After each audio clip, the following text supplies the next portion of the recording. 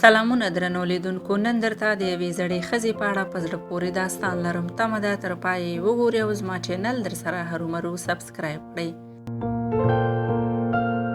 یو هلک قصه کوي چې یوه ورځ مې له مور سره جنګ وکړ. مور مې راته وویل له کور څخه ووځه او بیا هیڅکله کور ته رانشي.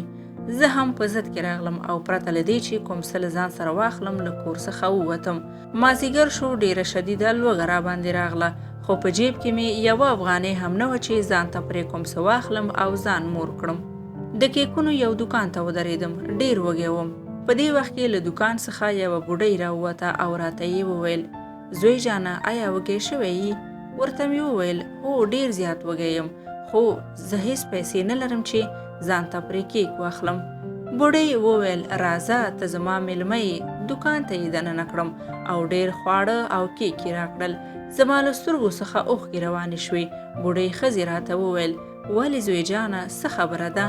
ما ځواب ورکړ زه خپلې مور له کور څخه وشړلم او هیڅ یې رانه کړل، خو ته سره د دې چې ما نه پیژنې ما ته دې خواړه راکړل او په ما دې رحم وکړ.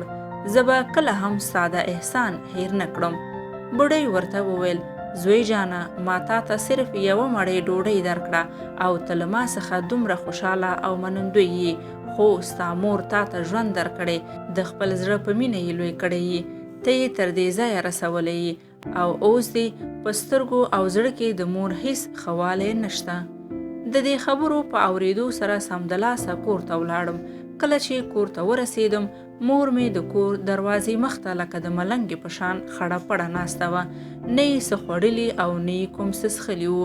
کله یې چې زه ولیدم نو دستې یې په غېږ کې کلک ونیولم او راته یې وویل راشه زویه خواړه مې تیار کړي، حتما به وږې یې، له کله راهیسې چې د راتلو ته په تمه وم، زر شه چې خواړه به ساړه شي.